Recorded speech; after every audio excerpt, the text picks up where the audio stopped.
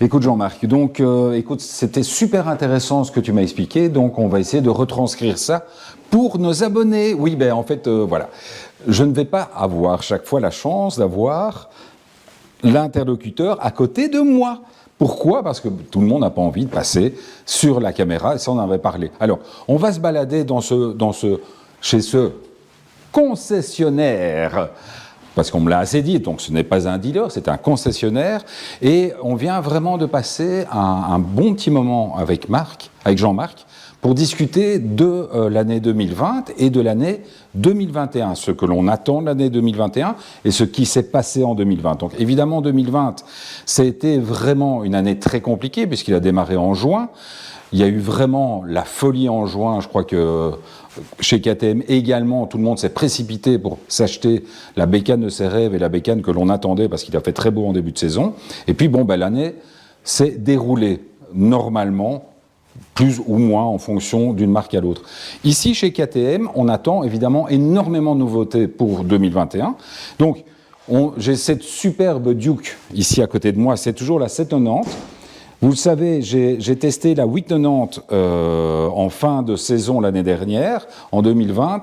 C'est une bécane que j'ai adorée. Alors effectivement, on va quand même malgré tout avoir peut-être le problème de savoir si on va rester encore un peu en 790 ou si on va avoir rapidement les 890, parce que le moteur 890 va partir un petit peu dans tous les sens, puisqu'on va le retrouver, on le retrouve déjà sur...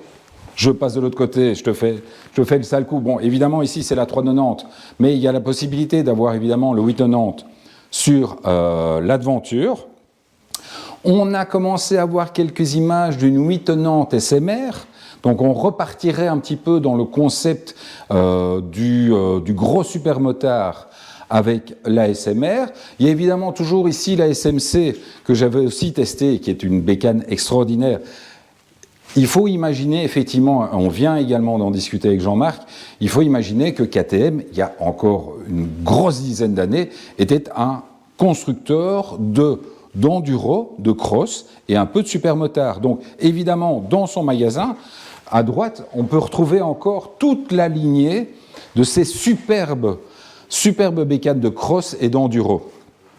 Lui, évidemment, Jean-Marc étant un ancien pilote d'enduro ayant fait le Dakar, mais il a gardé une clientèle qui vient dans son magasin pour les enduros, mais malgré cela, il vend quand même pas mal de routières, hein, dont cette 1290 où il va aussi y avoir une évolution, cette 1290 qui reste pour moi une moto qui est un petit peu méconnue, parce que c'est un avion de chasse.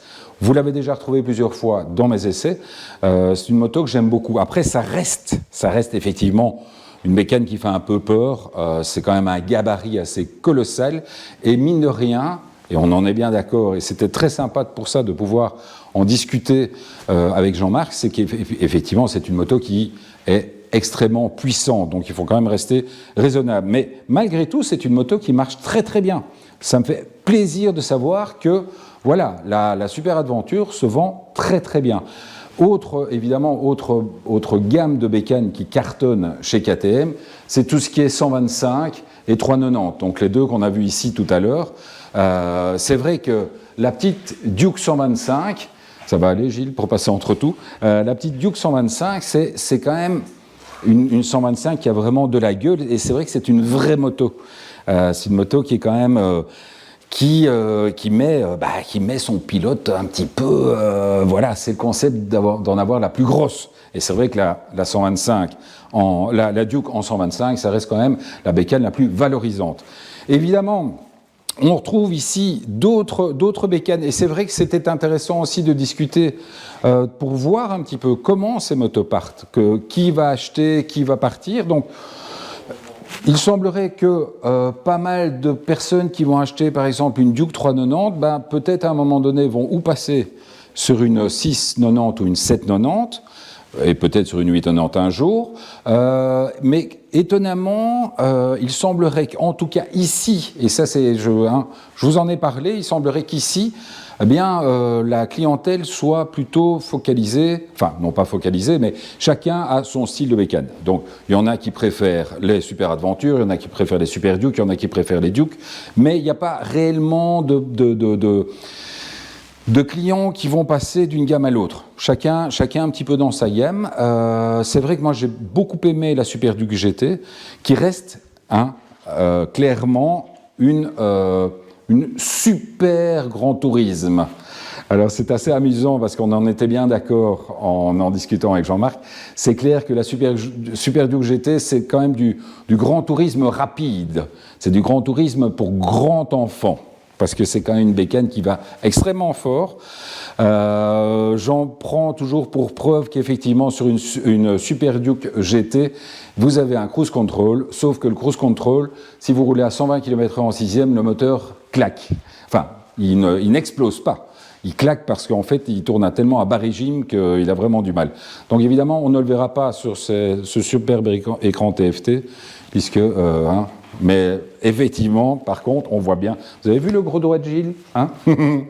Et évidemment, le cruise control est là. Donc voilà, première vidéo retraçant un petit peu tout ce salon de la moto 2021, où on va, au lieu d'aller tous à Bruxelles, on va se balader principalement dans Brabant Wallon et aller visiter différents concessionnaires pour voir un petit peu les nouveautés. Donc on attend avec impatience toute la gamme 890, donc l'Adventure, la Duke, peut-être la SMR, la nouvelle 1290, enfin la nouvelle évolution de la 1290. Il faut savoir évidemment que la 1090 a disparu, ce qui est normal puisqu'il y a la 890 qui est arrivée, donc voilà.